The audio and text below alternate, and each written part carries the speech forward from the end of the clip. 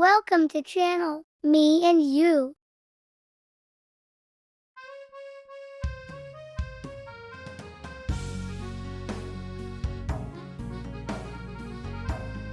Apa di pikiranmu ketika kamu mendengar kata Batam?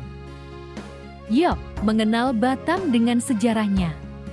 Batam adalah salah satu pulau dalam gugusan Kepulauan Riau dan merupakan sebuah pulau di antara 329 pulau yang terletak antara Selat Malaka dan Singapura yang secara keseluruhan membentuk wilayah Batam. Langkanya catatan tertulis tentang pulau ini, di mana hanya ada satu literatur yang menyebut nama Batam, yaitu Traktat London yang mengatur pembagian wilayah kekuasaan antara Belanda dan Inggris.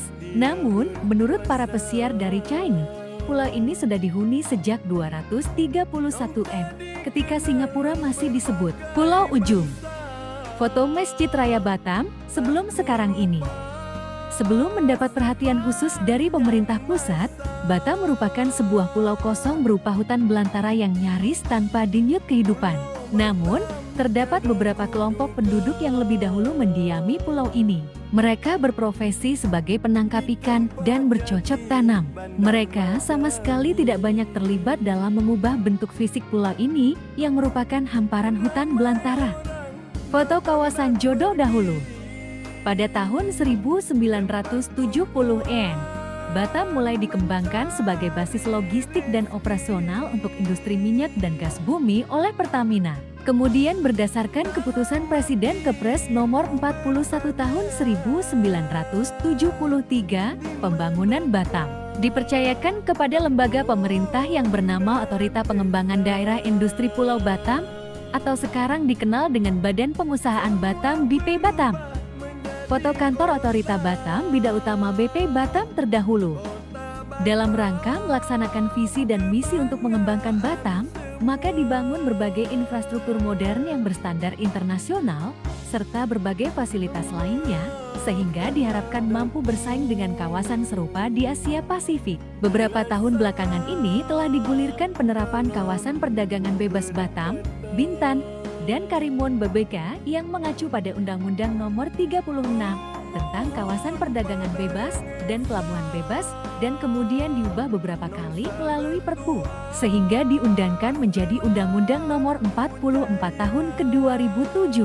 Ada juga Undang-Undang 36 Tahun 2000 tentang penetapan peraturan pemerintah pengganti Undang-Undang Nomor 1 Tahun 2000 tentang kawasan perdagangan bebas dan pelabuhan bebas menjadi undang-undang.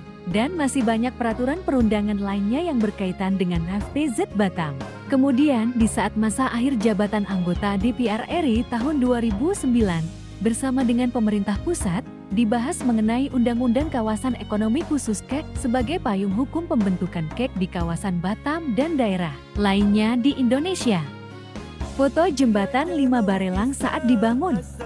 Berbagai kemajuan telah banyak dicapai selama ini, seperti tersedianya berbagai lapangan usaha yang mampu menampung angkatan kerja yang berasal hampir dari seluruh daerah di tanah air.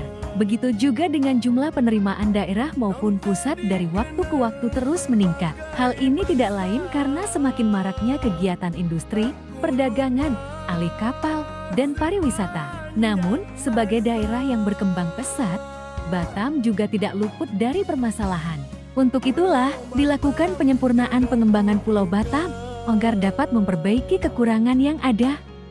Foto Batam Center. Foto pembangunan Bandara Hang Nadiem.